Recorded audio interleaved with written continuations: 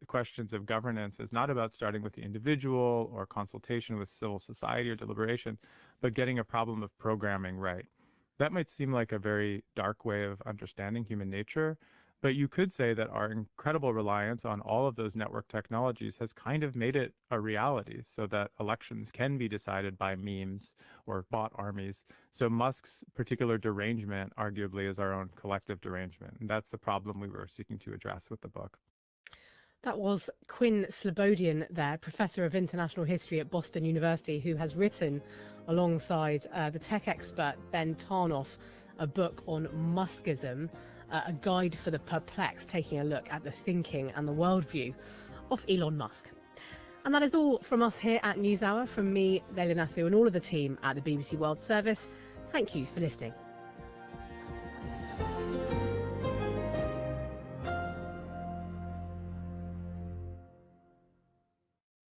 This is the BBC World Service with Octavia Bright to tell us about April's World Book Club.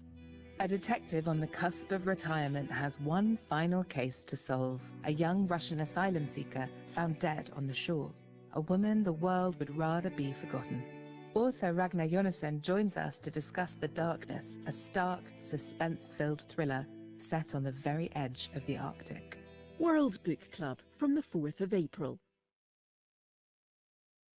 In 50 minutes, it's World Business Express, and then on Outside Source. After the release of the trailers for the new Spider-Man and Dune films, we will bring together film critics to discuss how much film trailers really matter. Can't we all just wait for the films themselves? This is the BBC World Service, the world's radio station.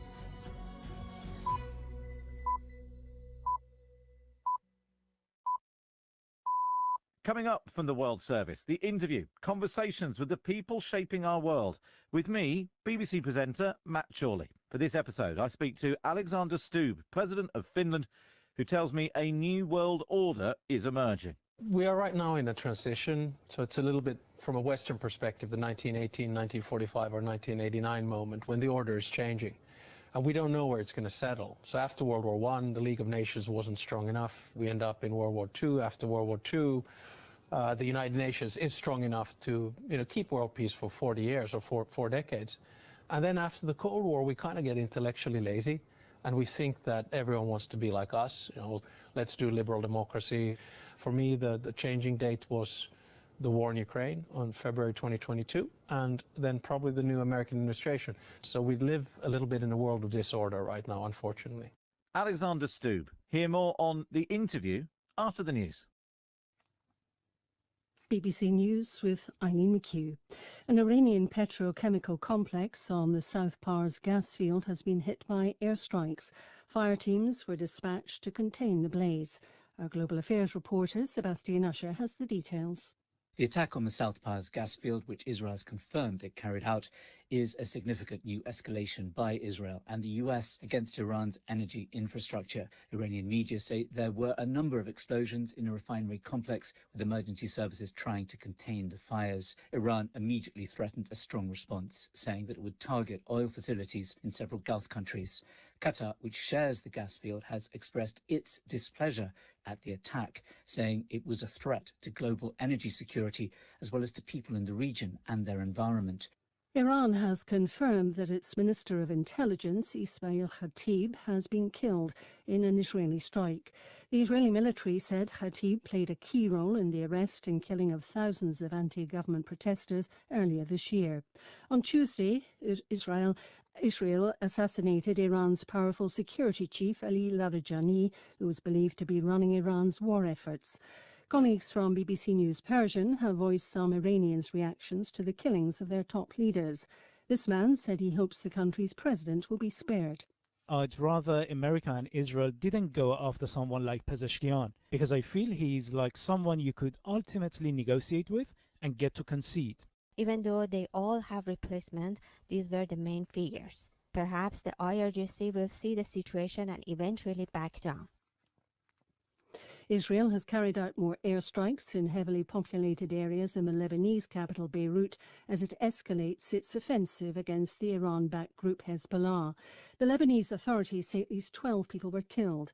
Hugo Bashega is in Beirut. Israel says it is targeting buildings, people linked to Hezbollah, which is this powerful militia and political party based here in Lebanon, supported by Iran. But I think the fear here is that this could be the beginning of a much larger operation by the Israeli military against the group. This is affecting people all across Lebanon. More than 1 million people have already been displaced. This means that 1 in every 7 Lebanese has now been displaced, and this has obviously the potential to create a huge humanitarian crisis here.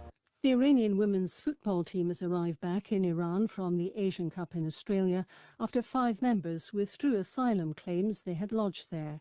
There had been concerns for the team's safety after they were condemned as traitors by some in Iran for failing to sing the national anthem at their opening match of the tournament. 2 players have opted to remain in Australia. A welcome ceremony for the team will be held on Thursday in the capital Tehran.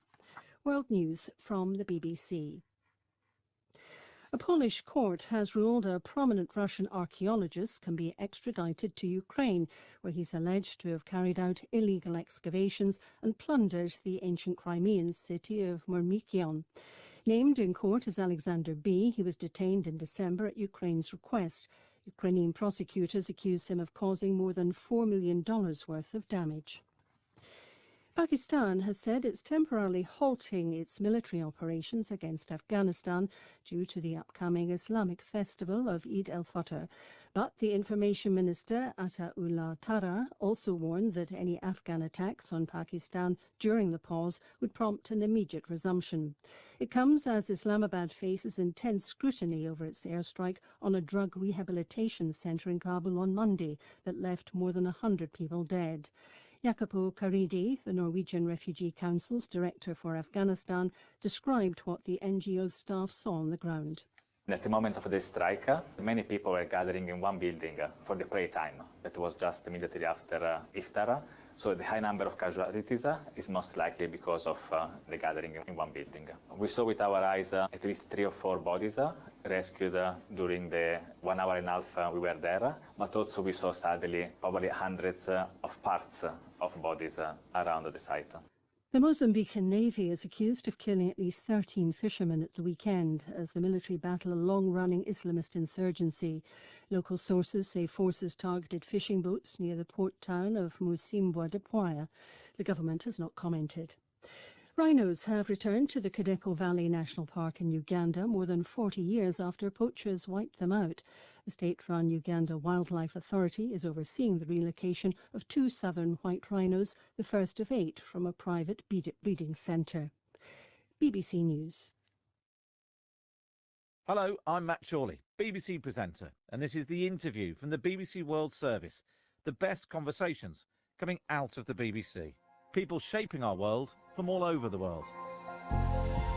If you're not a little bit afraid, then you're not paying attention. We have never seen a people so united. Do not make that boat crossing. Do not make that journey. Being born in America, feeling American, having people treat me like I'm not. We're more popular than populism. For this interview, I met Finland's President Alexander Stubb while he was on a visit to London. He believes the world is at a point of transition with political priorities and allegiances shifting, a process of change that started with the Russian invasion of Ukraine and has continued apace under the second Trump administration. We are currently living, he tells me, in a world of disorder. Alexander Stubb is also believed to have the ear of the US leader. They share a love of golf. But does he agree that NATO should be doing more to support America in its ongoing war with Iran?